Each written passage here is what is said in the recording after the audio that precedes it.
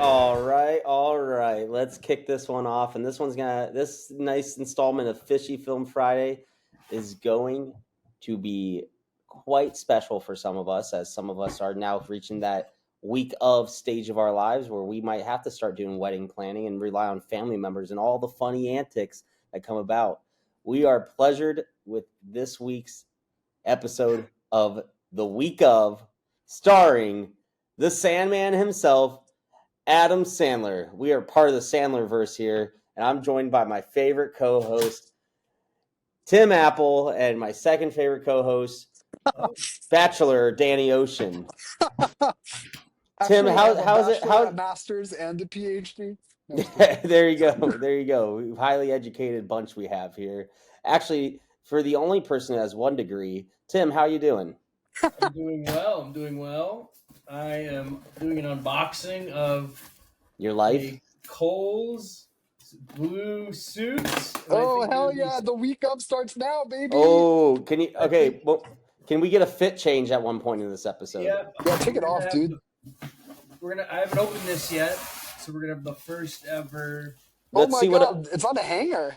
Let's see what a sub $200 suit can get you at Kohl's. So, it's hard to tell with the bag on, unfortunately. Put the bag over your face. You know me, I'm not a believer in condoms. Take that shit off. Yeah, we're going to take off the bag. Wow, he's really treating it with care, Jared. Do you see that? Honestly. Blue look for a wedding, huh? But get the jacket on. Let's see how the put the jacket on. Whole change throughout this. I don't want to just do the jacket. Jacket on, not jacket off. Let's see if it fits. What size is your? Are you a 42 regular or 44? I'm a 42 regular, but Kohl's ran out of 42 regular, so this is a 42L. Oh, well, you are a little tall. It seems actually stand up for us. It actually looks a little small, in my opinion. You might have needed a 44. Put those arms down. No, he'll be fine. Yeah, you're good. Don't gain any weight. John. Looking up nice. This is good. It's a little tight, maybe, but. Well, I like it tight. Some like it hot. And we're only gonna have you only do one button for like photos and when you're up there standing by me at the altar. You look good, John. Yeah, is this your first suit? This is not my first suit. Then why'd you have to buy a blue suit? Because I didn't have the right blue, and I'm all worried about that. Me too. He was being considerate. What color blue is your suit then? Kohl's blue. No, I know, but your previous blue suit. It's a lighter blue suit. It's not the right shade. It's not navy? It's a lighter blue than navy. Yeah, I know. Powder blue? The point. Ocean blue? Yeah, John, it looks good. Thank you for doing that. Let's see the other one. I want a side-by-side comparison. Oh, you want a side-by-side? Danny might be fucked. Side-by-side. Wow, he's got it right there.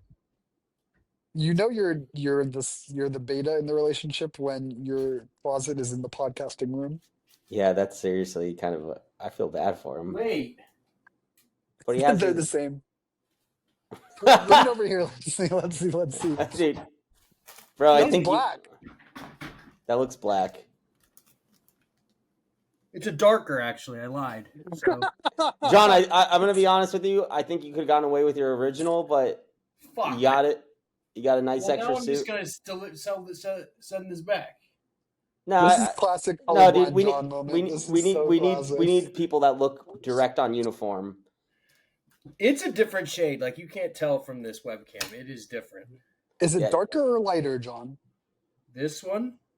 No, the one in your hands is lighter. Hand is darker. Interesting. Send the picture of the one you have in that our bachelor party group, or not the bachelor, the groomsmen group chat later, so that way people can. This is unrelated to the podcast. So. No, this is fun. I think our viewers are really going to appreciate this. Yeah, no, they're getting a look into our lives, and this is part of the drama that the week of has a little bit. Yeah, it really is. It's a fitting homage. We're just not finished. We're not waiting to figure out the week of at a Quality Lodge hotel. That's fair. Now I'm pissed off. So. Well, move on to Danny. Anger plays a huge part in this film, and being able to manage that anger is key. Speaking of people with temper problems, Danny Ocean. What's up? The South will rise again. I've got the Zin in the lip coming to you live from the Go Confederacy. heckin'. Anything else I want to say? Fuck a school shooter. Fuck a fake school shooter. Subscribe to my OnlyFans. I've got great lip pics on there. Lower lips. And yeah, excited to get into it. Let's do it. You got Uh, grip lip pics?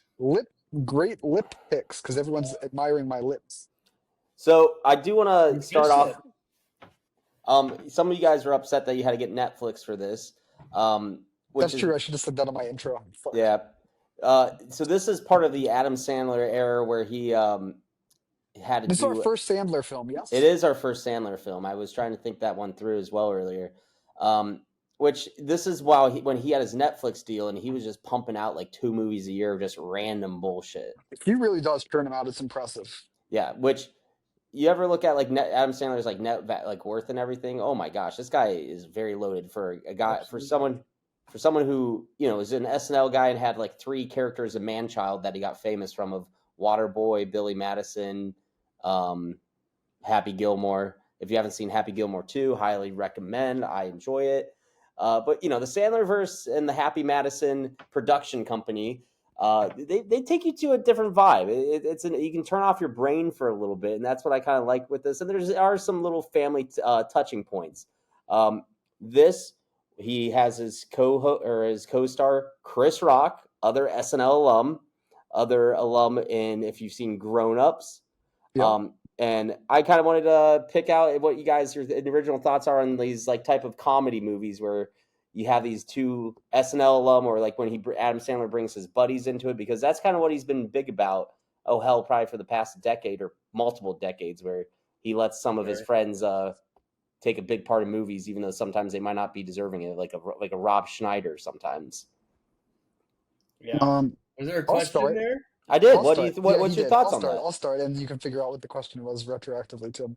My relationship to the Sandman is not necessarily the warmest or fuzziest relationship, primarily because I find that those movies are the ones that guys who you barely know and you don't really want to talk to are quoting at you when you're in an awkward social situation, and then you have to go, yeah, I know what movie that's from.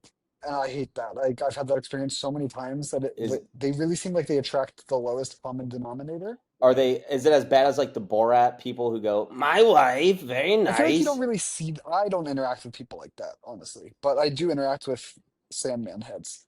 That said, I'm not like a hater of his work by any means. But I just do find I'm not like obsessed, and I won't quote him, and I don't care when people quote him to me. As far as casting his friends go, this I actually have a strong take on, which is that I'm in favor of it because the Sandman is close personal friends with my sports journalist guru slash parasocial relationship, Dan Patrick, and he's made numerous appearances in Sandman films. Including and the this film. Sandman is often on his podcast slash show, radio show. I don't even know what you call that anymore. And so in that sense, I'm a fan of when he does that insider trading type bullshit because like sometimes like the Danettes go on a little vacation to Hawaii because the Sandman wants DP to do some shit, and I like that. Yeah. And okay, did you catch Tim, your turn.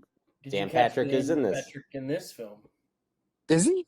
The baseball coach at the Little League game. I'm gonna kill myself. Oh my gosh! Like, that fake, was the best part. Fake. I didn't even notice. Oh, it was so clearly Dan Patrick. Yeah. Wait, can someone pull him up? Pull it up. Someone pull it up and share the screen. Yeah, Tim, I'll let you get to that later. But okay, yeah. Tim, what's your take on the Sandman, the Sanderverse? Yeah, I like his '90s, early 2000s, right? Wedding Singer's great. Oh, that is a good one. Waterboy, very good. Love that. You love it when you're a kid. Gatorade. Oh, Jared's one of those guys. I was waiting for that. I really was into his Hanukkah song. I had that on my first iPod, and I'd listen to Eight that Crazy Nights is incredible if you ever watched that. It's a good cartoon. It's just like, at some, like, he had his biggest downfall was probably the 2010s with Jack and Jill and Bedtime Stories. He started doing some silly movies. I didn't mind Bedtime Stories, actually, but Jack and Jill's pretty horrible, and people like Don't Mess with the Zohan. It's just crazy how many films. Oh, I he's actually made. really like that one. See, there's some that for some reason draw others to it. Then sometimes they can be very polarizing, and you forget of Yeah. how much work he's done. Yeah, But I I forgot think about Zohan. I think the problem is like this Netflix deal. He's at this point of his career where he's just sort of like, It's what kind of else do we got? he's cashing out, which I was worried about this. This is the second time I've seen the week of, and I was really Really? worried the first time I saw it because I'm like, oh, it's going to be a stupid Netflix Sandler movie that is just going to be a waste of my time, and he's going to do the classic like, like the classic Sandler, but it wasn't this, and I think because he started doing this, and then he did what was that? Not Precious Gemstones, the Hidden Gems. Uncut Righteous Gems. Gemstones. Righteous Gemstones on HBO. Uncut Gems. Uncut Gems. Righteous Gemstones is a different show. I know I've done this before. Uncut, but like he starts. I think this is like I got a lot of like feelings when he made Click. If you ever seen Click, Yes. Yeah, it's in Click. where a lot of it is like kind of like Click gets really sad at points with like him aging and getting sad about his kids and like how he fucked up with his family. Yeah. And you get some of that like his family values into this, and this is I feel like is a nice. He's a century. family man for sure. Oh yeah, his kids are in this movie. His nephew's in this movie. In Happy Gilmore 2, his wife and daughters are in it a lot. Same with You're So Not Invited to My Bat Mitzvah. Yes. Oh, I like that one actually I too. haven't seen that. There's one that thing one I was do want to worse. say. I mean, That we're was mentioning like worse. right, he helps his friends out. He gets in these movies. His family, like from what's understood about him, he's a good person. He's a good man. I think so. It is good we have Adam Sandler in this world. Right. And like let him. If he wants to like go on shoot a vacation movie and just get a vacation out of it. I mean, you thought that George Clooney was Yeah, true. hoax. But I have a feeling Adam Sandler's probably the way I've watched some behind the scenes stuff is like he treats the crew and everyone with a lot of respect, and he made sure his kids do as well. And I think he's someone who like honors the working person, and that's like he's just trying to get people to escape to a little working person atmosphere. Like the dude's walking around in basketball shorts and like triple XL hoodies for a living in New York. Yeah, it's like, cool. Like he doesn't And give it's a cool to shit. me that he fucks with the Danettes and not just DP. Oh my gosh. Dan Patrick Show. I love him. I don't know what to say. He's a staple of my life. So let's Those get. men on the Dave Patrick Show. They're called Danettes. Yeah, the four guys. I didn't Which, know that like, was a by the thing. way, Pat McAfee totally ripped off that fucking format. What are they Yeah, called I on Pat forgot. McAfee?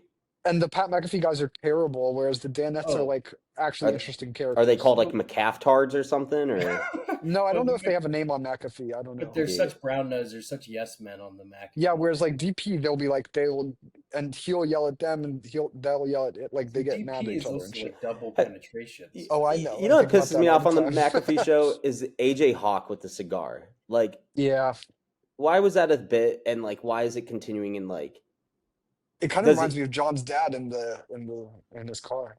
or Tim's friends when they like smoke cigars At the pregame for a at a Ravens pregame game. for a Ravens Browns game or some bullshit? Like, just weird. Like, oh, Gentlemen's cool. school for young fine gentlemen. I'm not Yeah. sure what the way too much doxing, so that's gonna get. I said Tim.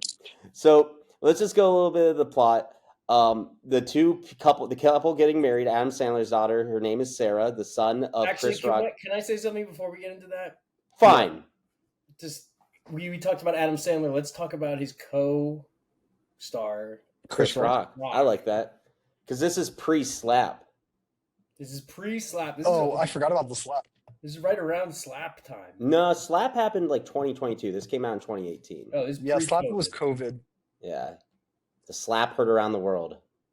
I mean, I'm going to show my hand. Chris Rock was bad actor in this.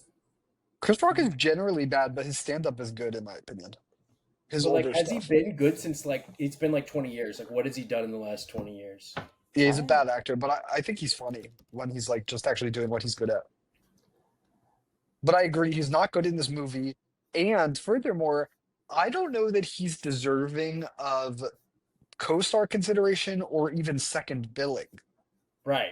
based on That is like, true. characters Yeah. barely He's in it. really not that important to the film compared to some of the other people. It was Seymour just- has more screen time than we will get into Seymour. Yeah, we have to discuss Seymour. I love Seymour. So we are introduced to Tyler and Sarah, the marrying couple. Tyler, Wait. what? You've seen the movie now. This was your second time. John, had you seen this one before? No. I hadn't either. Okay, now you can continue. Did you even hear of it before? Like, No, No. fuck no. I know this one is very under the radar. Yeah.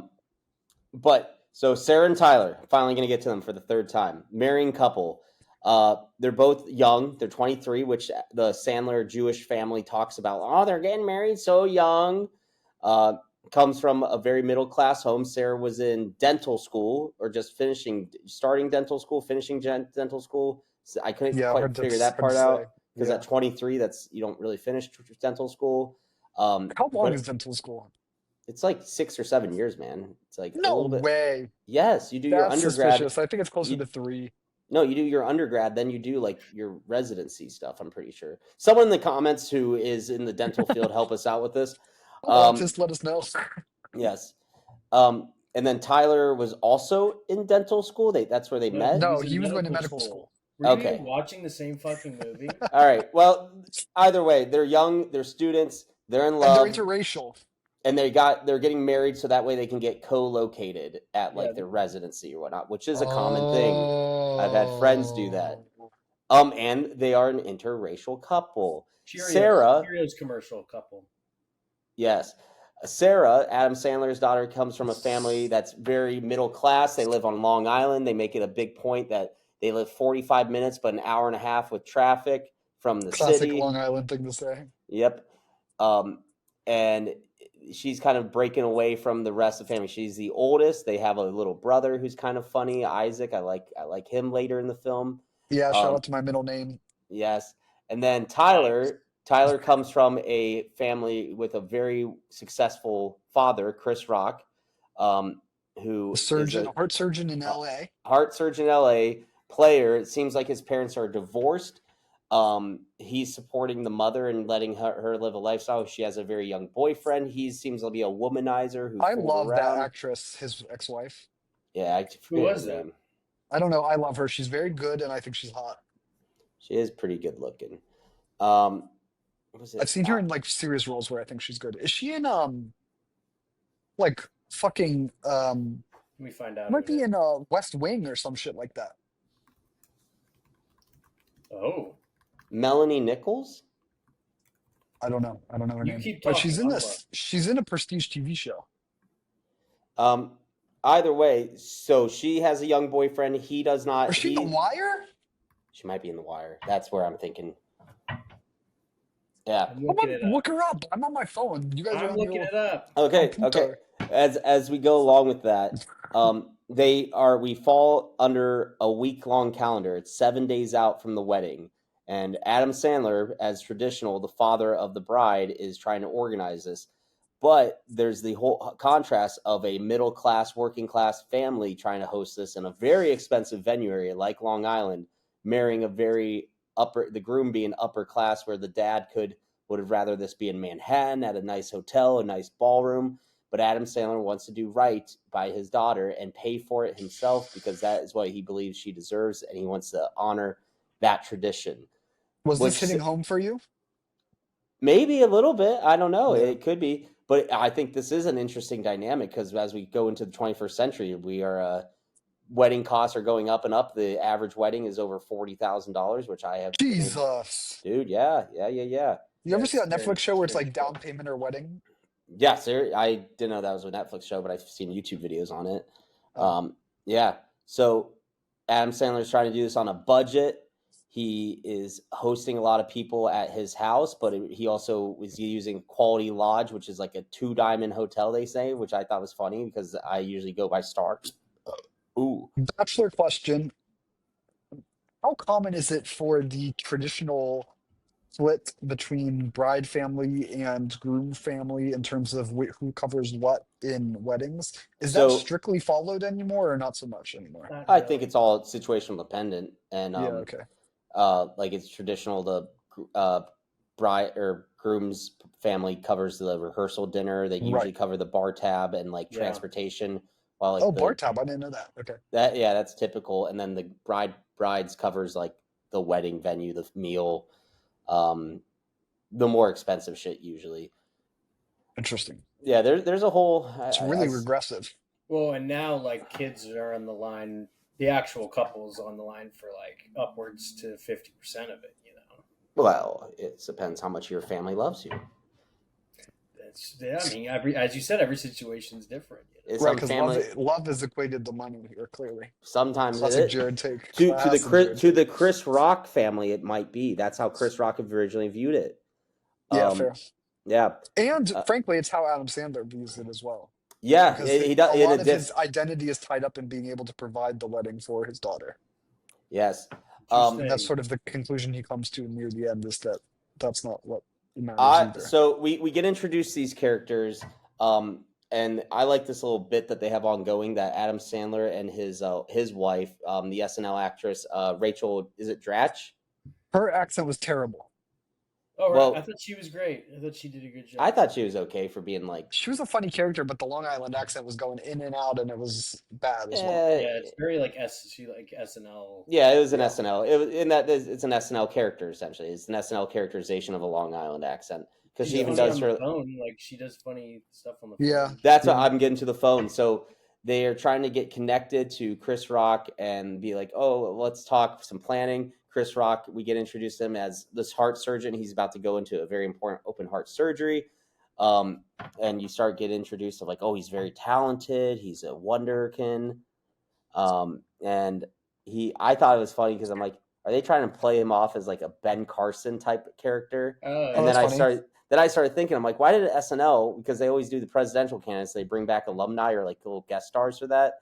And I'm like, why didn't they use Chris Rock as a Ben Carson? And this would have been the perfect timeline for that. That's funny. Who was Ben Carson? Keenan? It was like I'm looking. It wasn't Michael Che. Oh, it was Jay Farrow, the guy who does the. Yeah, and the Jay Farrow isn't on it. He does the Jay-Z. Yeah. In the operating room, I thought this was a little interesting. And the person who might be commenting on the dental comment in our comment section, I thought that the surgery room was very overstaffed. Well, had like 20 I was people watching in The there. Pit this weekend. I knew you were watching The Pit. Seems like there's a lot of people in operating rooms.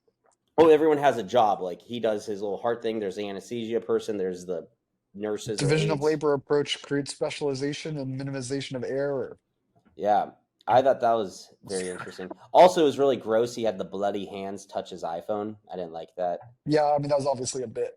That was funny, though. He's like using the guy's hands. Yeah. They did talk about that in their conversation that Adam Sandler had. Oh yeah, that was funny actually. What they should have on the menu, or how many people are eating steak or fish. Oh, yeah, that's funny too. Yeah, that was the first fish reference. Oh, I didn't even catch that. Yes, we got to be really careful. There might be sometimes dead fish on the beaches, or they might just be talking about fish on the menu. One thing I noted about his character is the diamond earrings. Yes. Do you think that shows class? They're calling him a stud. I think that shows class? Yeah. Do you think having diamond stud earrings as a man shows any class? For black men, perhaps they have a very different social signaling system. I was just curious on your guys' opinions. Like, if I rolled up with Dud's diamond earrings, like, are you gonna be like, damn, Jared had some money to splurge? If it was real diamonds, I'd be like, that's crazy flex. I don't think it'd work so much. Yeah, I don't think it would work either. Yeah, you break out on the wedding day. You're talking to a man who has his wedding ring made out of a tree, so I guess that's true.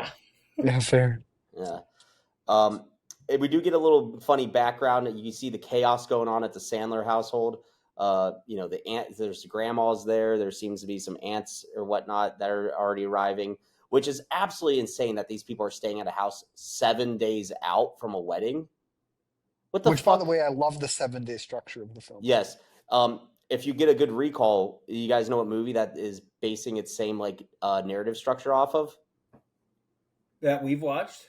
Not we've watched, but it's a classic with another SNL person who's very famous in the 80s. I was going to say, because it is similar to Force Majeure, which is a daily structure. Well, I guess, yeah, it's sure. But that's not the one I was going at. This one is, come on. Chevy No idea. Chase, National Lampoon, Christmas Vacation. Oh, interesting. Yeah, and this has so many National Lampoon type like dynamics to it. Annoying family, goofy family coming over, just one crazy bit after another. Problem solution that doesn't really get resolved, but like was just thrown in there for a while. I didn't know. I wonder if like that structure was, if any of these writers were influenced by that, or if it's just an easy structure for a comedy, especially with a family dynamic. They just like picked and chose like from past comedy movies. Like there is nothing original in this bullshit. I think it's a little original. It's a modern day version of it. I kind of like it. It's not a remake, but I think it would have been great if Chevy Chase didn't become like a raging asshole, and this would have been. I would have loved to see a Happy Madison mesh up with National Lampoon, because I think Sandler would be a great like legacy to continue the National Lampoon like vibes going. Yeah, what is National Lampoon? Does it even exist anymore? Animal House, Van Wilder, National Lampoon, College Road Trip. Did they do like the yeah, like what the fuck did they do? There's not a lot of there's a lot. Recently. Not there hasn't really been anything since like Van Wilder, man. Let's get back to the plot. I can't. Okay. What are those college comedy movies that like were always like they got With Ryan Reynolds, yeah. Van Wilder. No, Or not like Van that Wilder. other one. What's that other one with the band camp one? Yeah, what is that one? Oh, American Pie. There's American Yeah, Pie there you go. movies. Yeah. Anyone notice that they just had a casual bowl of onions in a candy bowl in the Sandler house when they're like on that phone conversation? No. Oh. Is that like a Jewish thing? Like onions in a candy bowl? I feel like it is, but I don't know. A candy bowl or onions in a candy bowl? Onions in a candy bowl. No. I mean, it's just a bowl, probably. Yeah, I thought that was funny if that was a deliberate thing from the props department. I think I do think that Sam's Man is playing out his life in movies constantly. Yes. So that transition Which is like an interesting, like, it almost, dare I say, makes him an auteur in some ways, the way the relationship of Woody his personal Allen. life to his films. I kind of like that though, especially involving his family, because he's probably making these movies and like teaching his kids a lesson while they're growing up. It's like, is he doing therapy for himself through his filmmaking? Could be. Oh, certainly at the end of this movie, I think. Yeah, I think so too. So we get to this continuing bit though after the phone call, because the wife like took the phone from him and started asking about salmonella poisoning. Yes. Some classic like mom type shit, which I thought she played in that character of just like the annoying mom who like should be heavily medicated to shut My her mom up. would never do that shit, so I don't know what you're talking about. All right. But they ended up getting off the phone, and then they're like upstairs in their bedroom and just screaming throughout the house about like, why would you say that? He's a surgeon. He doesn't have time for that. And then they fight back and forth. Did you guys growing up have this dynamic ever at your house, that your parents thought they're having a quiet yelling match, but really You brought this up before. No, I know. Yeah, no. I want to see if answers change. You did. But Yes. Not us. Yeah, So where would your parents fight? Like between themselves, like they yeah, hushed tones. They're They're adults. So if anyone was yelling, it was my mom at me and me and my mom. You know what I'm saying? You yell at your mom? did you guys go to a separate Oh, room, yeah. or was it the whole family as an audience? Whole family audience. Oh, that's good. Yeah, you know the vibes. I think the yelling actually is probably good. Like they got it out, and then they went back and put on their faces, which I thought, they're putting what I did like how they would just immediately can it, which is like, I think that's a sign of I think like the desire in modern relationships to endlessly discuss afterwards is ridiculous. I like how they fight and then they move on. Well, as someone who just completed Catholic pre-Cana, as been preparation of my sacrament of marriage coming up. What is that? One of the big things I learned pre-Cana, is that like pre-cum? Pre-cumma, summa cum bucket. But with that is, when you have a child in a Catholic family, of course this movie's Jewish. You know what the priority is? Do you think it's the marriage or the child? Wait, I'm confused. When you're married in Catholicism, is this like a theology question? Yeah. What is the number one priority? Your marriage? Probably child. No, it's God. It's child. God plays into both of them, but what would you say, John? child Probably- or your marriage? Probably the marriage. Okay, why would you say the marriage is the priority? Because the sacrament of the marriage is so much stronger than some stupid kid. That's why. Okay, Danny. Why I'm was the sticking with child? kid just because of the pro-life angle and because they're anti-divorce, and so you might think that like, oh, like you have to keep the family together in order to support the child. But now that John says sacrament, it makes me think, well, if marriage is a sacrament, childbirth doesn't seem to be one, or parenthood doesn't seem to be one. So maybe Uh, John's right. so the notion is Are you that asking my personal opinion or what I'm guessing the Catholic Church is saying? personal opinion. Oh, personal opinion, I'm taking marriage. Okay, Because your kid I leaves you thought you after were 18 asking what the years. church want. the church also sees that it is the marriage, because in order for the child, if you do decide to bring a child into this world and have a Catholic family, the marriage is the prerequisite for proper faith and success for that child. Fascinating. Yes, which that goes back into Adam Sandler and his wife. I think they view that as well, as like our marriage matters, but we're also keeping our child mattering. But they still always seem to love each other at the end of it, and they just have a different way of expressing their frustrations and venting to each other. So that was kind of cool. I like that. Then we slowly start getting into that more family members come into onto Long Island for this. Starting with Seymour. Starting with Seymour. Which, when Seymour came onto the screen, your boy finally did his first Wikipedia check to see when this movie was released. Why? And Daniel was a little bit shocked by the 2018 release date, let me say. Oh, you think Seymour was inappropriate? I think some of the treatment of Seymour is inappropriate. And I'm Okay. surprised. For I'm our surprised they got away with viewers, it in 2018. Seymour is a man in his early 90s, I think, with the timeline, if he served in World War II or in Texas in World War He II. said he was in his 80s. Okay, in his 80s. Seymour arrives. Classic Jared getting history wrong confidently. He got both legs were removed due to diabetes, so he's wheelchair bound. I loved it that when they brought him out. Straight ripoff of King of the Hill, by the way. Yeah. No, he had his legs. They both had half their legs, and they're both old guys. Cotton Hill could walk. His shins were blown off after he killed 50 men. I know, but it just feels okay. Whatever. They feel of a kind. War amputee or war veteran with no leg use is not that unique of a thing. War vet with diabetic leg removal. That's funny. That's cool. But I like it at the airport. So the airport attendant who like wheels you around. He's traveling alone. His son Steve Buscemi does not accompany him because he had work to do, attend a pharmacy, which he's just sitting at home. Yeah. Actually, I loved the Game of Thrones thing on the screen. Yeah. I think that was Game of Thrones, right? I don't know. I didn't really. Yeah, he was like pausing it, like because it was like Dinklage getting his finger sucked on, and I was like, "Is that like first episode of Game of Thrones?" And I was like, "That's actually a really funny thing to pause clip on to make that character be watching." Yeah. Yeah.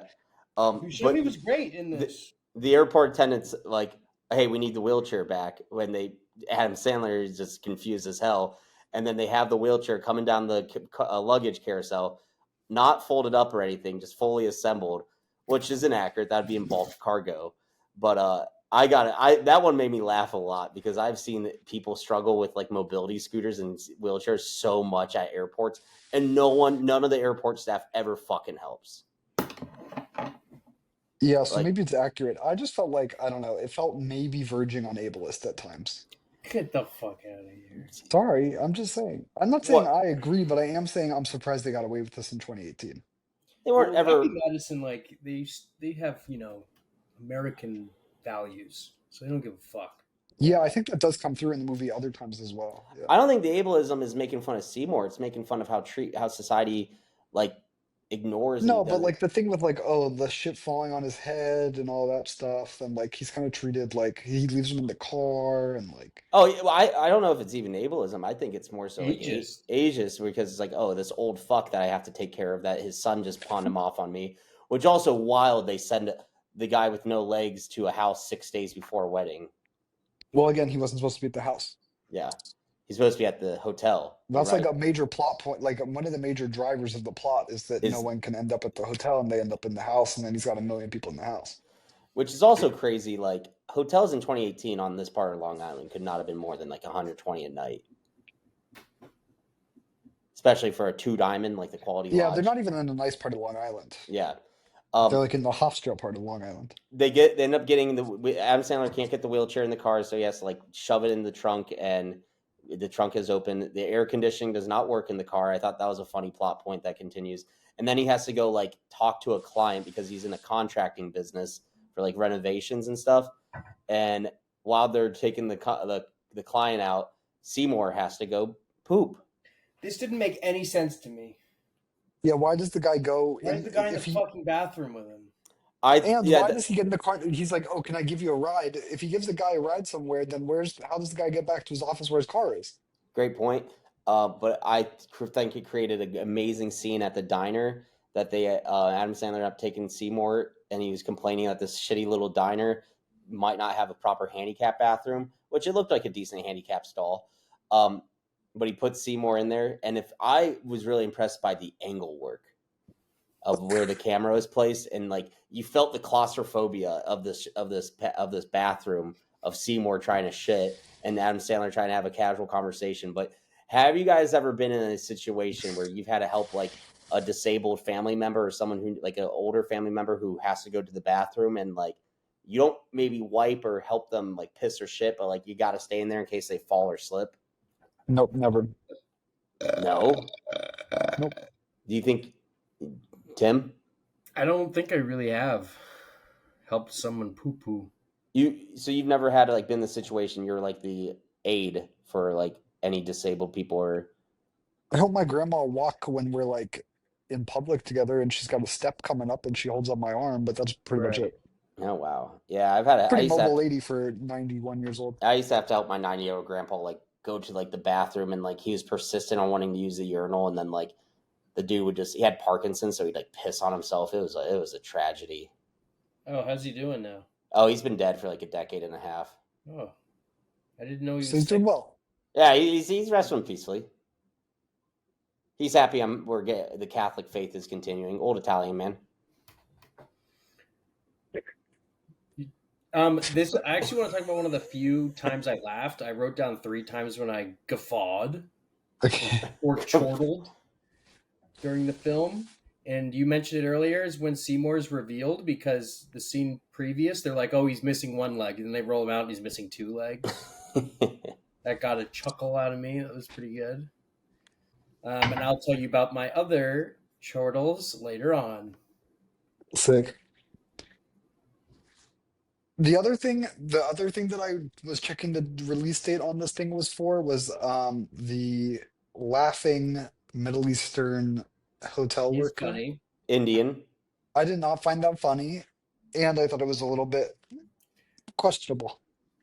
So Yeah, have you? you're Here's a right. question. I actually feel like, yeah, it might not be. It's a stereotype for sure, but I've encountered that type of customer service with like, oddly enough, in hotels, and it's like over optimistic and over friendly, and like, it's usually a language barrier that causes people just to smile and laugh because they think Americans are always just smiling and nice to each other.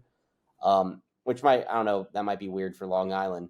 But I actually enjoyed that little character they had there, and eventually when he started crying when like everything went to shit. Yeah, I thought it was weird, but yeah. I don't know. I didn't think there was cancelable. I don't think cancelable, but I was like, I don't know if this was the choice that needed to be made. So this gets us okay. You guys ever stayed in a hotel like that? Oh yeah, I've done that a handful of times. I mean, arguably, like the one in Puerto Rico at the beginning and end was kind of like that. Kind of. Their lobby was nice. You know those hotels you go to and like you leave and you're like, I feel sick. Like you got sick from sleeping in. Oh, because they like probably have mold or some shit. Yeah. Yeah. Like That I was just probably got one of those. the flu from staying at this hotel. I like to think that when they go to this hotel, which is just such a mediocre hotel, like he's shocked to find out the rooms are not as nice as they are. Like you find out that Especially because he presumably did work on them. Yeah, like if you think something is executive suite, you would know like what the Right. Oh, did they have a big ass room that would qualify as the executive suite? So he tells Hanan, the guy who's like the hotel owner manager, let's spruce this up. I'm going to bring you one of my chandeliers in my basement, get you some art. We're going to add a toaster to it. I like it when he made the classic, like, we're gonna rename this the Governor Thomas Jefferson Executive Suite, which Yeah. they end up revealing later. And I don't know if that was meant to be like a semi-racial joke or if I'm just thinking this from like a history nerd perspective. Like Or you a had racist perspective. you had an option to name this, and you chose the Jefferson Suite for the black surgeon that you're about to bring in. Yes, I thought that as well. That was a nice little slight one. I don't think a lot of audiences who are typical Sandler verse audience members would get that right away. Yeah, agreed. Yeah. Moving on. Let's get back to the house. So more aunts and uncles arrive, and then you have the neighbors come by with their son, who's also the same age as Sarah, the daughter, whose name is Jared. Oh, I didn't catch that. Nephew of Adam Sandler. His real name's Jared Sandler, and he was like a theater art dork back in high school. Was like Jewish camp friends with Sarah and had a big crush. And I never was clear if they dated or whatnot, or if they were like they were just like the couple with each other. Wait, but it seems like they were a couple. It's actually Adam Sandler's nephew. Oh, okay. In real life. Pretty cool. And I thought that was funny because I'm like, shit. I wonder, like, I don't know if your significant others would have that weird childhood crush. We're also getting old now that it's probably a bit difficult, but maybe if we go back to age 23, if anyone from like high school relationships would be that creep that's like trying to still reignite the flame even as the week of a wedding's going on. It's scary. That guy. Are you asking if we've personally experienced that in our lives? Yeah, I was curious if like you ever known of that type of situation, like someone who's still not over it, but during like I mean, like probably, but like not like that.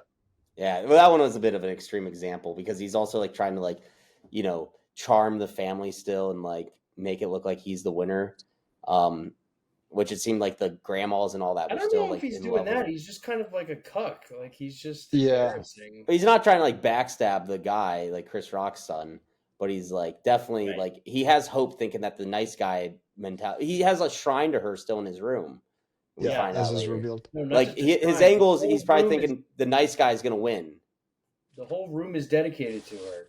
Yes. Yeah, it's weird. Shit. During this too, we also find out that the DJ for this wedding is going to be a 12-year-old, like nephew of Adam Sandler, the family movie nephew. Yes. So there were multiple times actually in this movie where I got like a little bit anxious about your wedding, and I was like, oh my God, what if the hotel is shitty? And I was like, what if there's a 13-year-old DJ? Bro, I was thinking about this. I'm like, because I've vetted this hotel a lot, and I've bitched to their like general manager. Like their lobby last year when I first viewed it, the Cleveland streets were doing construction, and the lobby just smelled like fucking sewer. And I said, this will be gone, right?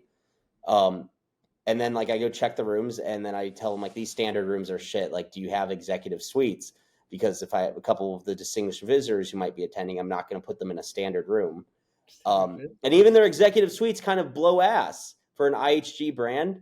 Like they don't have any good amenities. Like, cool, you got a mini bar and like a microwave like suite, but like, yeah, you have not sponsored by IHG, by the way. I am a IHG Platinum Elite member. Not sponsored. Give me a free hotel room and then we'll talk IHG. We'll talk. Yeah. And then like they don't even fucking clean their outside windows at like the most like picturesque area of all of Cleveland. So like that type of shit does upset me, but you don't figure that out the week of. I started bitching about this a year ago, and they have improved a lot of their stuff with that. Because of Jared. Because I partially think I've threatened to pull this wedding from them multiple times on the rug, and their chef still sucks. He needs to be fired. Can't even fucking clean a grill right. We having a meal there?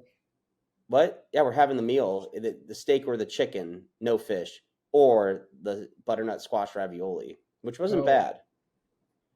Yeah, I'm getting that ravioli, boy.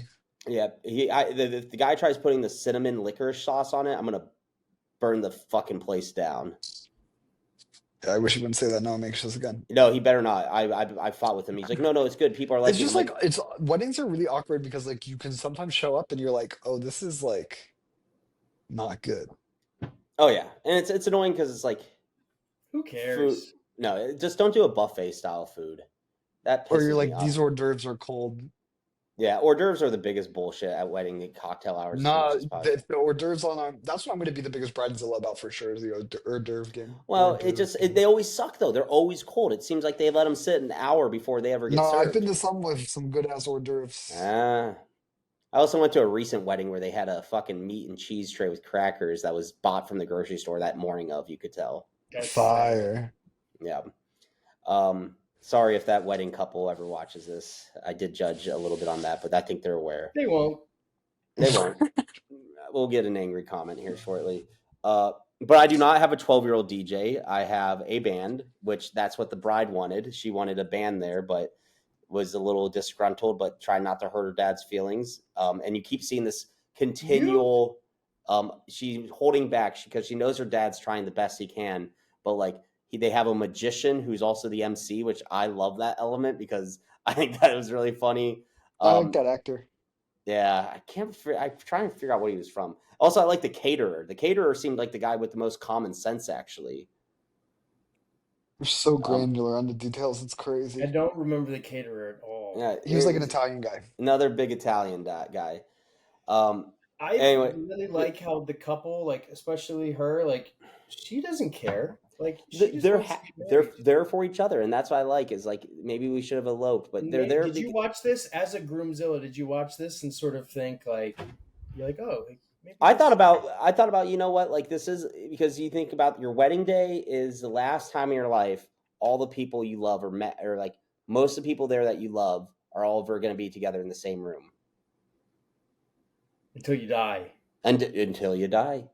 And hopefully all of them go to heaven and accept the Lord of Jesus Christ as Oh, their and then Savior. you hang out forever. So what does Then it you matter? get to hang out. Yeah, and then you can do it every day. But it's almost like at a bachelor party. That group of meshing of friends really will never happen again. Right. And you had 48, 72 hours to like have that experience. Right, and I think she in this film has that. You know, she's excited. Her friends are there. She doesn't really care about the bachelorette party. She has no really opinion on the intro. Yeah, her friend is annoying. I thought that was good, spot on, even though it was a little cartoonish. Her Jewish friend who is like, I've seen her. Bringing up the Jewish stuff. It's ridiculous. But no, they made that a big part. I'm not being discriminating. They did not make that a big part. Yes, they did. But she's like, I've seen her in her dress, and oh my gosh, you're gonna have a seizure or you're gonna die. I've seen her in her dress. You got to believe me. Right. As if like she had the privilege of like seeing the dress. Well, I think most weddings have that, like that one girl who made is like, best friend from growing up, and is like clinging on to the friend as much as possible because they're fucking lame. And she's kind of not good looking, and is like worried that this might be her only wedding experience. And her ideas are terrible. Well, and that also exists too because she's trying to make herself almost the center of attention. They keep talking about their walk-on song. A lot of her terrible ideas are actually reminding me of some terrible ideas going on in current wedding planning. But let's dive into that. Throw yourself in front of a water. That's funny. That's cute because I think the whole walk-on thing is fun, but like it's so overplayed and no one does anything cool original that it's better to like do something that's more subtle, that's not as time consuming. Because they're like, let's only make the. It's true, it is time consuming. At that stage, everyone just wants the food. Yeah, exactly. Like I was at one where we were doing the entrances and they had the bar closed down during the entrances. Yeah, it's ridiculous. Yeah. So, John, you better be taking notes. Yeah. Yes, dude. Yeah, there's like a lot of good wedding planning lessons learned in this movie. I wouldn't do anything. Yeah. Nothing. We need the exact opposite of what they do, and you'll be fine. I did like when the bridesmaid, her annoying friend, meets her like college friends in dental school. Yeah, it was funny. Yeah, I got a little bit of Mamma Mia vibes there, because you have like all these people coming together, but from different worlds, and I like how there's a little friction because like these girls don't really know each other, but they got to work together to make sure Sarah has a good wedding and also a good bachelorette party. Tim, Danny and I were a bit worried about like how we're going to mesh with potentially some of your friends, whether you choose us as potential groomsmen or not one day, or like if there's going to be a cultural clash between like what we find is funny and what fits what we think you like compared to what they know what you like. Oh, everybody's going to get along. We're all going to smoke cigars. Talk about Justin Tucker and how good of a Catholic he is. Yeah, I don't know if I'm doing bachelors, to be honest. Oh, is that your polite way of telling us we're not? No, I mean nobody is, Oh but we don't wow. know yet. So. Oh wow. I actually respect it. It's okay. It's okay. Or is it because the I bride probably doesn't? won't. I want to do like a nice big dinner where we sit in one restaurant and we drink 20 drinks and we eat a lot of food and That I enjoy. sounds will. great. I will Molotov No, cocktail I mean that I have dinner. no idea what I have no idea. Like a nice Szechuan restaurant where you can eat some spicy Chinese food and you drink a bunch of beers to watch. Mm, Oof. Can you imagine? that's that wouldn't be bad. Sounds sick. But the ceremony is a big part, man. That's what always gets me emotional because it's like you're actually taking. You can't do that over toast I thought we at were talking about dinner. bachelor parties, not weddings. Oh, I thought we were talking about weddings. Bachelor party, Szechuan beer. Okay, I like that. I like that. Yeah. Oh, I thought you were talking about wedding. I thought you're making fun of somebody else. Wait, no, that's my sister's sister-in-law who's having like a 20-person dinner in New York and making people travel for it. Wait, that's actually cool though. Dude, I'd be pissed if I traveled for just a dinner. No, You don't fuck love them that. then. I love them, but like, no, I don't love these people, but like, it's about the ceremony. I want to see that. I want to feel connected to that moment where they Catholic say, moment. I want to feel connected where they say in front of other people and confess their love. Yes, it's about them, but like, I like seeing that too to know it's just not BS. Well, that's the other thing that I was going to say about the daughter is that what's it called? The wedding is for everyone else. It's not for the couple.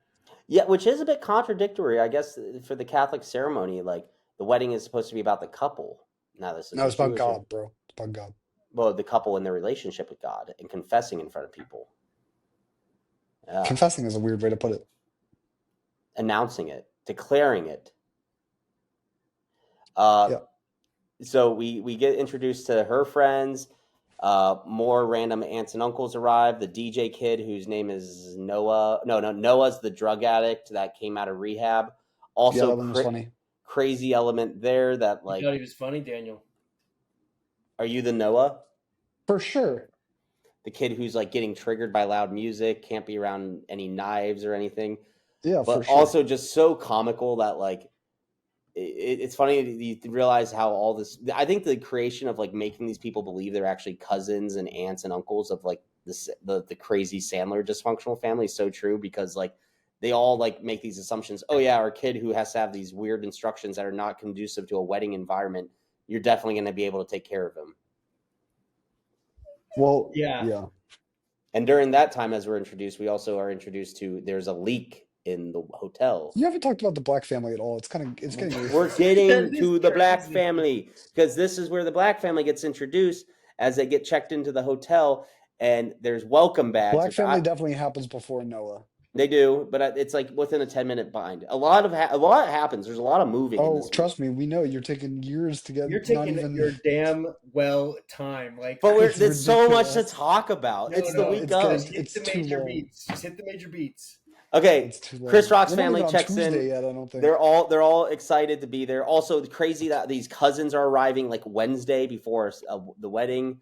Like so unnecessary, but I've they said think that a it's million That's an times. example of something that doesn't need to be said. Like, no. But they also, this is where they comment. They're like, "Oh, we're so excited to be in the capital of the world, New York, the Big Apple." And then Adam Sandler breaks the news that no, you're 45 minutes to an hour and a half. You're not going to have Which how time. do they not know hilarious. that? Also, how do they not have time? All they have to do is be at the ceremony. They gotta Like, eat eggs with strangers off the street. yes. Okay, so the hotel's going to shit. There's a leak because that chandelier, the executive suite's not going to be ready. All this hotel work done by Hanan and his team are just so terrible. Hamas? Hamas, and I really like how Adam Sandler keeps going back as the contractor. Oh, if you would have went with the quarter inch pipe, do not show the QR code. It's gonna be blocked anyways. Oh, I thought that was for my wedding invite. No, it's on a coaster. We're Bro gonna have Okay. to cut in this. such Groupzilla mode. Dude. But anyways, the hotel rooms are getting put to shit. So he starts inviting Chris Rock's extended family, his cousins, and there's like 15 people in this house by now, which More, is but yeah. absolutely wild to consider. They also have a German Shepherd. Um, Yeah, I liked the dog stuff. I just cannot. I find it incredible, and also the rest of the hotel's booked because some DJ or some They got celebrity. people sleeping on like pool Oh. toys in the basement and shit. Yeah, absolutely. Ronnie the limo driver is in town. Is that a real person? Yes, he's from Stern show. Like so it's kind of a funny reference, but he's just like one of the whack packers or whatever in the Howard Stern show. Oh, You guys never watched that? yeah. No. I love. Okay, so let's transition. We're going back to Chris Rock's Black Family. They start cooking breakfast for them daily because they're very. Adam Sandler's wife, great host, by the way, for what they are able to do with this. Yeah, they pull it off. And pull it Love off. goes a long way. Amazing. And they're making breakfast each morning, homemade breakfast. I love it when Adam Sandler then goes out to the front yard and he sees two black gentlemen walking down the street that he thought were cousins and says, "Oh, guys, it's time for breakfast." Invites them in, and no one knows who they are. And then the other black family members, "Oh, hey, some of your other cousins are here," and they have no clue they are. But they still enjoy breakfast. Like, just roll with it. Just roll with it. And So Yeah, I like that bit. well, it was like, but it was such like a good comical way to like address like honest racism, and even Adam Sandler admits, "Oh my gosh, my mistake." We'll still enjoy the breakfast. Racism. But like, have you not been there? Maybe not this extreme situation with someone of a different race and misidentified that they're with another group of people from that race ever in your life? I was at a birthday party and I was sort of in a hosting capacity. Okay. And it was like a surprise party, so people had to text to be let in, sort of situation. And it was for a person of color. And then like someone texted, and I like peeked my head out the door to let them in, and it was a person of color outside. And I was like, "Are you?" And then they were like, "Yes," but like my hesitation about it, I think, was What? me That's like you're fine. You're just checking. no, but it was like I don't know, it felt weird. You had a hesitation. Is this just a random person of color Yeah, I was walking like, by? yeah, but I still followed through properly, but I did have the thought of like, is this, Well, and probably Like, am I Adam's. being racist for thinking it's going to be a person of color showing up? Oh, that's a good point too. You know what I mean? Yeah, was it a certain unique name that is associated with like a Deshaun? No, Jerome? I didn't know the person's name. How often do you think that happens to this guy we know called Jerome, that people are expecting someone entirely different looking than him? Probably a lot. I think so too. Yeah, I think that's kind of funny. Tim, that hasn't happened to you though, I feel, or do you just not have everyone is like a Steve, a John, an Adam, a Chris, I can't think of any Luke, time I've Todd. misidentified a stranger. So next, keep going. All right, I'm sure. Yeah, there's probably a great dress code. in all John of is your really events. so bored. He's like unboxing further and bringing Oh out my boxes. gosh! All right, Jared, you are taking forever. I like this though. I like this. No one else likes it, and now you're Did shifting you me after take this. like Xanax before this? I'm on the 18 milligrams. Okay, a lot of Billy Joel music throughout this. You like it? I thought it was funny that they were always playing the one song. Italian restaurant. Yeah. Can I say my fucking piece on this? Yeah, go ahead. Weigh in finally. They cucked like me this. with the Billy Joel shit. You can't play 5 seconds of the song, cut it off, and then like 3 scenes later, another 5 seconds of the song, cut it off. Like pissing me off to no end. That's a great song. I love The Stranger, one of the best, maybe top 10 album all time, IMO. And I just saw the Billy Joel documentary, and it was fascinating. But to have that little respect for the viewer to only show 5 seconds of the chorus at different spots. I loved it. Do you know why it was 5 Completely seconds, rude John? transition. It felt like they were trying to get away with a royalty-free Yes. bullshit. Like we can get away with 5 seconds at a time, But we don't have to pay. But they play full Billy Joel later in the movie. Right. They only had the cashola for one, if I had to guess. Maybe. Also, Tim, can you go back to that angle he was at? I love that he just had. It looked like he was given his manifest, like before he was about to send in a school shooting threat to a university. I like how you just called it a manifest. Yeah. Not a manifesto. I like that ceiling fan he's got. That's pretty nice. Yeah, this is good. Your apartment's coming together, dude. Much better than those rooms at the Quality Lodge. All right, let's jump around a little bit. Please. They're getting their suits fitted. They have to get a suit for Seymour because he's whatever. He's in a World War II outfit because he ran out of clothes and has to get changed all the time. But they end up showing to the baseball game, and the kid was crying because he almost missed his baseball game, which kind of overly emotional kid. But I don't know if you ever were in that point as a No, I child. really related to that. You were like anxious You because did? you were missing something that your parents honestly forgot with their busy lives. That and when he's crying when everyone's chanting his name and he has to hit the ball. That was like, I Yeah, was I like, felt that's that so too. me. I I was like, felt that's so that. me. I also like the adult heckling. I've got the Benchwarmers movie vibes from that, Yeah. where they're like, "That kid sucks. Put Isaac in." Um, This is when Dan Patrick makes his reveal, and I can't believe Danny missed it. yeah, I that know. was I'm like really absolutely wild. embarrassed. I'm like Oh my really gosh. Like embarrassed. I was like, this is gonna be great. There's gonna be this. There's gonna be a great YouTube short. It's gonna be like Danny reacts to Dan Patrick, and like we get none of Well, that. you could still do that. You could do the clip of me doing my rant about DP at the start, and then the clip of me going like, "Wait, what? That was him." Uh, That could still work. Next part of it is because of Seymour in his World War II outfit. Everyone in town thinks they have this World War II hero going on. The mayor of the town ends up inviting him to like And he divert. throws up the first pitch. Yes, throws out the first pitch, which was hilarious because it made me think of like George H.W. Bush trying to throw out the first pitch when he was like wheelchair bound a couple years ago and like couldn't do it. I got a little kick out of that, and I'm like, oh shit, they really predicted the future there. Oh, I didn't catch that. Yeah. But at this point, they realize that the Quality Lodge is not a viable place to hold the wedding because everything's ruined. Tim, with get the... back on the pod, you little bitch. Yeah, I never do this to you, dude. This was the second part I left. Second time. When the little girl goes, what does she say? Seymour's recognized at the baseball game for being a war hero, and the little girl walks up to him and is like, "Thank you for killing the Nazis." You didn't like that? No, I got a laugh out of that. Oh, you got a kafah. She was very deadpan.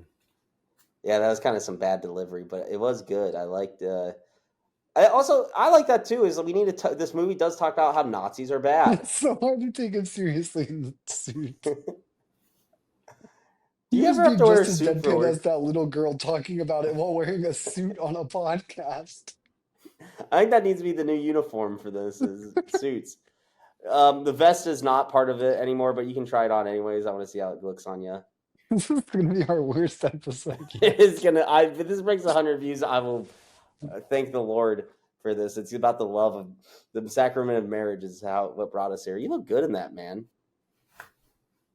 Yeah, John cleans up nice.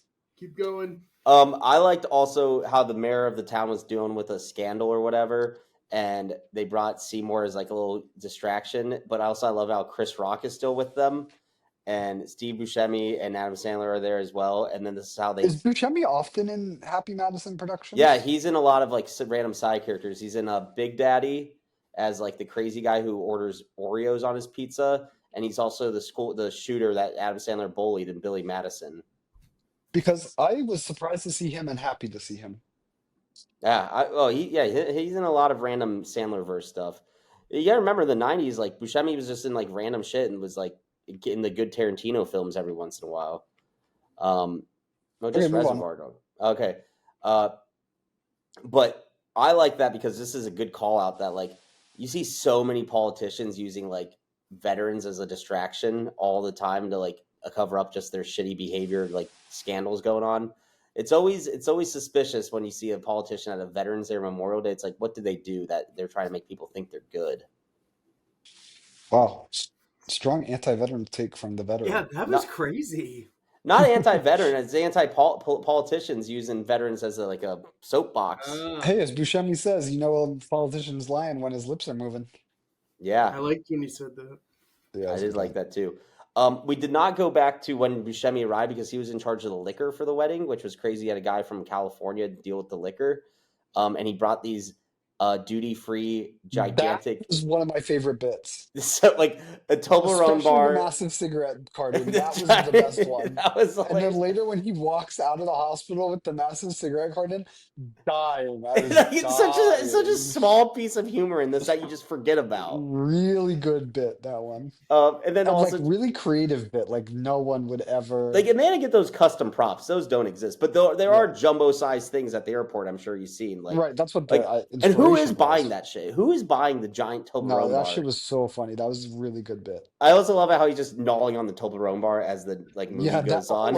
all of it incredible. The Like Toblerone so, bar, so good. Because so many times I'm like in an airport and someone is like, "You want a piece of this Toblerone bar?" and they've already had like two pieces. Like that's happened a million times in my life. I feel like you've done that to me, Jared, and that dude, just I felt never really. bought a Toblerone bar, but I've been eating them not like a shit ton because it seems like everyone in Europe that's their preferred chocolate bar. It's the Or Hershey's like over there. somebody pulls up and like you're like on a boys trip or some shit, and some guy rolls up and he's just got half a Toblerone bar sitting on the bed. Like that's happened a million times in my life too. Like it's That's funny. ridiculous.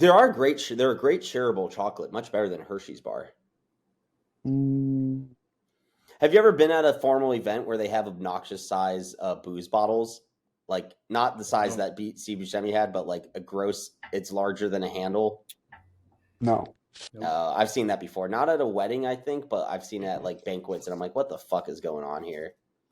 Great move by the caterer to prefer decanter glasses there to pour them into. Great flex option. I feel like John's getting ready to hang himself in this podcast off his great sturdy ceiling fan. So they try to switch the wedding to go to the city hall because the hotel is all fucked up. I'll fast forward real quick. Adam Sandler thinks he saved the day. He throws a John little looks like party. he's about to sue the shit out of someone. Oh, that tie does not look good with it. Yeah, funeral director energy. Yeah, dude, and you look like you have embalming fluid running through your skin. It's giving 6 feet under for sure.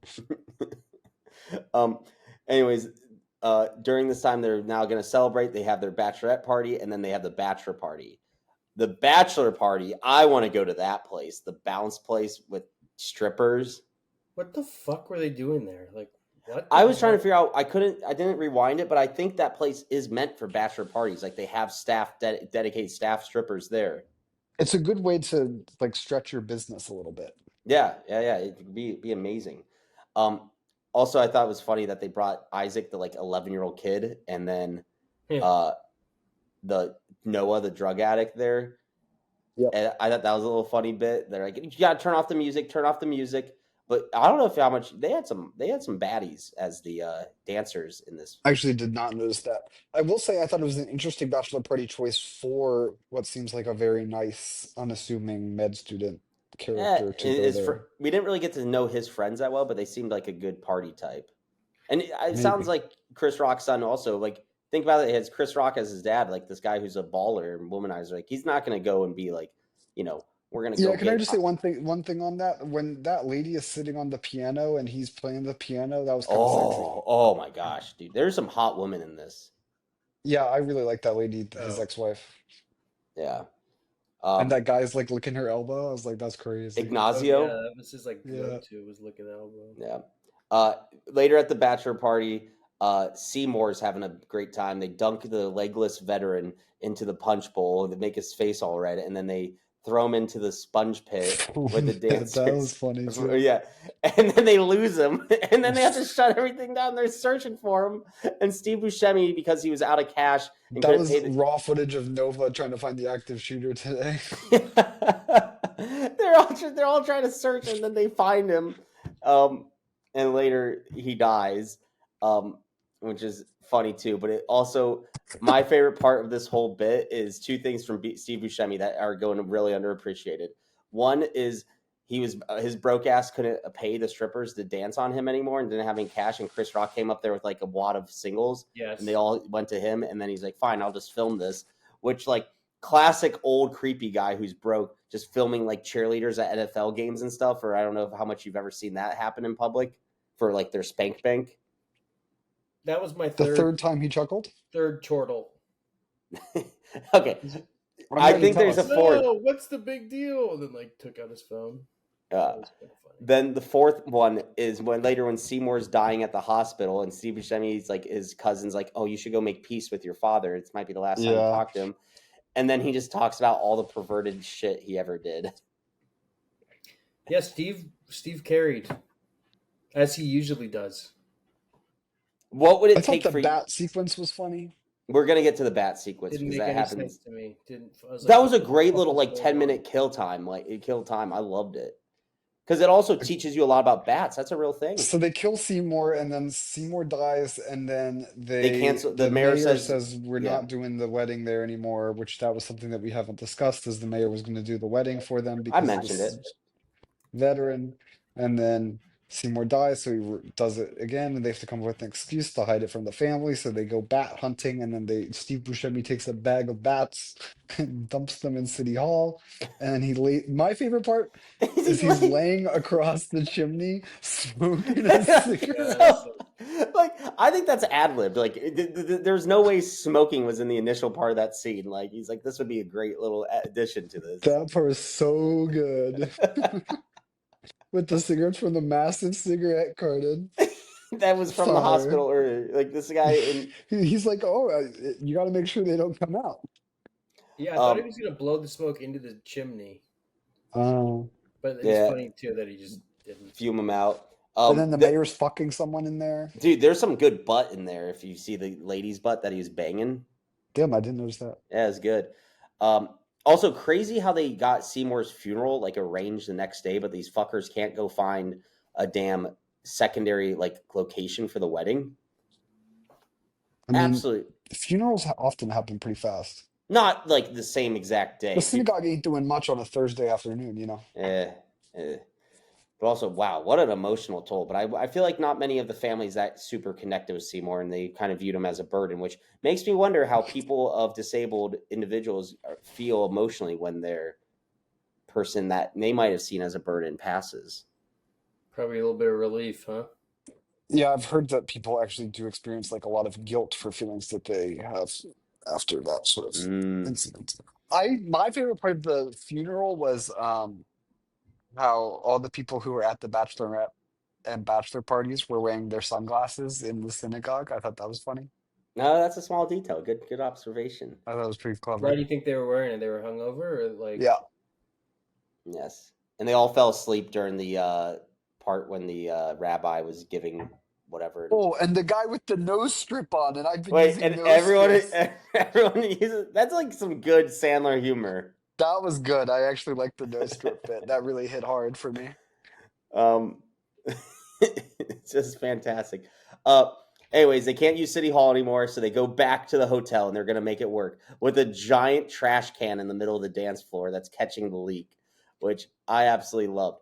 I like that during the dance sequence on Don't Stop Believing when they're all bumping into it and shit. Yeah, that was funny. Like it's just simple, easy humor that's not really making fun of any type of people. It's just a situation. Part that got me a little sad though, and it made me think of the day if I ever have a daughter when she gets married, and I think this is where Sandler gets his feels. Is after the ceremony, she breaks her heel when she's walking back down the aisle, and he has to realize, wait, and it's very verbal, so it's not like it's that subtle of a thing. Like he needs to take care of her now. Like that's his job. And I wonder how that feels for fathers. Like, I don't know. We're I all think it's getting, sexist. Women can take care of themselves. well, okay. Tim, as someone who's grown up with a lot of women in your lives, do you think like your father had that feeling? Like, oh, okay, she has her man now to, make sure she's okay, Gendered. Wait, say that or again. woman. Yeah, there you go. Yeah. What do I think? When You think your dad experienced that feeling when your sisters were married off to their respective partners? That he's not needed anymore? Yeah. No. Maybe it's first, but I don't think so. I think my dad felt that a little bit at my sister's wedding. Cool. Moving on. Yeah. All right. I like They're the at scene where they're talking, him and Chris Rock are talking during the horror. Oh yeah, that was And great. they're Oh, like, we you have got to to the keep me up. wedding. We got to the wedding. Yeah. Yeah, bro, we're at the wedding. Okay, good. Get some zins in, dude. Yeah, Yeah, pull it together. I think that the wedding went great, and the water dropping from the ceiling, that's very funny. And I think that the only interesting thing the movie had to say was during the horror. Yeah. Like in life, there are two paths you can take. You can either devote yourself to work, you can devote yourself to your children and your family. And you really see how these two split off and the regret they have because of it, But in the end, the Sandman is the right man. He made the right choice. When his daughter is hugging him at the end, they're both crying. Do you guys catch that? Yeah. What a tearjerker. The photo scene when they're like getting Before the photo scene, right before the photo scene, when they're talking to each other. And Sandler goes, "This is the last thing I'm going to get to do for you." I mean, that's legitimately sweet. I didn't tear up per se, but I don't think we're there yet in our lives to tear up, but maybe we can feel it though a little. I feel like I'm feeling it a little bit. Yeah, You felt it makes you think I just all made might... like a very large sacrifice for my career relative to my personal life. So yeah, I say it hit. Yeah. See, I made a sacrifice for my career to help Did I cry? enhance my personal life, and it's something you think about, and you The closest I actually came to crying was Steve Buscemi talking to his dying dad, because like 2 weeks ago I thought my cat was dying, and I asked my parents for like alone time with her to talk to her before she went back to Pennsylvania. Did you? That was when I felt the most emotional in the movie. Because I was thinking about that moment. Yeah. Commenters, please add your experiences with ill pets and or ill family members and how you felt with your closure conversations with them in the event of a timely passing. Untimely passing. Yeah, sound off. Yeah, well, sometimes because let us know your darkest moments in the comments. Yes. Did you admit to some weird masturbation habits like Steve Buscemi did to Seymour? So the wedding goes sideways because they hold Chris I do think Rock. that's important though, because you are supposed, you do have to say things to someone before they die, or else you'll never say them to them. However, masturbation is definitely that's not what you should have been sharing. Imagine that's what you're in a medical As they say coma. in the pit, you should say, "I love you. Yeah. Please forgive me. I forgive you. Thank you." To who? Yeah. Have you not watched the pit to someone yet? who's dying. Didn't you watch the pit? What if they don't forgive, or you don't have anything to forgive, or whatever? It's an ancient Hawaiian proverb, bro. Oh, ohana means family. All right. The wedding goes sideways because they're up on the chairs and they hold them up too long, and people lose their strength and drop them into the water bucket. Water bucket falls over, and fire starts, and the wedding gifts all burn up, which made me so sad for them, because that could have been some Jared's special. only in the wedding for the free shit. Well, no, that could have been some special stuff. Imagine someone gifted a family album or something in there, or copy of a dissertation. A copy of the dissertation. Something that means something to people. And yeah, now, but you know what? The couple don't let it destroy them. That's what amazes me. They're still happy, and they're still happy that their family's there and they're together. And it goes back to when Adam Sandler, they start crying, they turn their little photos there, which is classic, dad's ugly crying. You guys ever have a dad in front of the pool? cry? I actually like the shot of them in front of the pool during the photos. Yeah, the hotel pool. Yeah, it was very Americana. It was actually that was pretty fun. I like that. That was straight out Lana Del Rey album cover. Oh yeah. So they all pack up and they go move the wedding to the backyard of the house, which is quite an incredible effort because family comes together and they persevere. And that's what this week of is all about, is perseverance, trying to make what right is, but ultimately learning what was your initial objective in the first place. It's to be together as a family and to celebrate the love and union of two people. I do like a backyard wedding, aesthetically. Yeah. I really thought about doing it. It's just, you got to keep it small. I thought my backyard wouldn't clutch for it. Yeah. Do you ever see what's that movie called, Sophie's Wedding or something? It's with Anne Hathaway. No. I love Anne Hathaway though, so I might have to peep this. Anne Hathaway is beautiful. But it's an outdoor wedding, and it's the most 2009 aesthetic ever. Yeah, Rebecca, we were doing our dance soon. They eventually do the ancient tradition. The magician is still emceeing this event, which is incredible. Love that part. And the DJ seems like he got his game up a little bit. He didn't do a terrible time. The kid is a whiz, as Adam does say throughout the movie. But I think the backyard wedding was actually the right choice in the first place. It looks way more beautiful than the lodge ever was. Well, but that backyard We're doing our grew in dance. size significantly from the start of the movie to the end of the movie. We have our dance we got to do. I don't for want the, to po- for the dance. pod. Oh Let's see dear it. God! I was gonna. Let's do We're the gonna dance. show them our practice for our first dance. Let's see Oh, it. they don't. She doesn't want to do that. She's in her What? pajamas already. She's in That's her all right. pajamas. Yeah, What the heck? What's up with girls in pajamas? dude. I just sleep in boxers. I know girls are so weird. Girls are weird. Okay. Anne Best Billy Hathaway Joel. wedding It's movie. called Rachel Getting Married, Daniel. Best Thank Billy. you. The best Billy Joel song is played during the father-daughter dance. Anyone remember it? Yeah, it's the one they wrote for his kid. Yeah. Yeah, what's that The one called? lullaby one. Good night, Yeah. my angel. Yeah, dude, that one got me.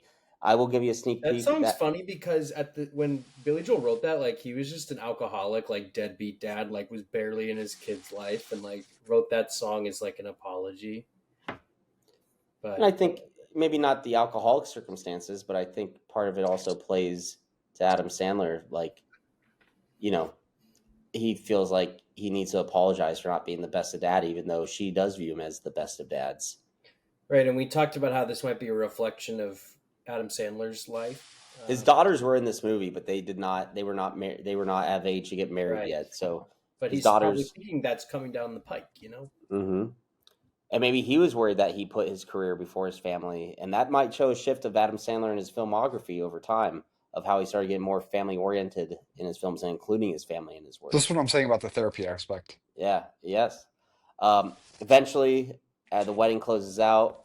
Adam Sandler and Chris Rock have a nice little front porch, and they start talking about the future with grandbabies, which I thought this would be a great sequel of these families coming together in the future, kind of like a Meet the Fockers, Meet the Parents type setup. When they go to St. Lucia? Yeah.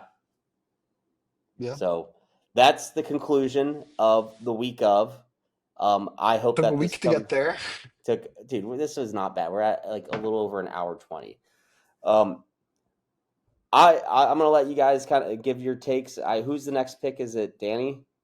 Me. No, Tim's the next pick, so he goes last. Okay, so Danny, I'll I let you guess go first. I'll I go can go second. first, I guess. Let me just say thank you for driving this ship, Jared. Wait, Tim, you go last. Just like the Edmund Fitzgeralds. Another great song. And I will go last. Okay. Do we have any discussion questions? Because I have one, I think. Okay, let's But go. it's not really a discussion question. It's more just an open-ended, like. Throw some discussion questions. I mean, I think we talked about throughout, but I'm just curious, like, what do you think you learned about your upcoming week of that you would like to apply to your own life? Ooh, rehearse. And I'm not talking about a rehearsal dinner. We did skip over the rehearsal dinner part. But Oh yeah. anything that matters to you, you have to walk through it. And this is something I even learned in the Army, is even if you're going to go on a little field trip to a museum, you know what you do as a leader or someone who thinks like you're the one in charge? Go spend that day yourself to go check it out, or like take a shortened or abbreviated version of that to really make sure this is what you'd want or you want other people to experience. But really know what your main objective is at the end of it all. And the main objective I think Adam Sandler had wrong here. It was not about doing what's best for his daughter, but doing what's best for their love. Okay. I had a similar takeaway. You never know what's going to happen. So you got to roll with the punches. And things aren't always going to go to plan, but you got to be like water, as Bruce Lee says, formless, shapeless. You take up space in what you are put in. So you might as well put your best foot forward. Now let's head over to Daniel for his review on the movie the week of.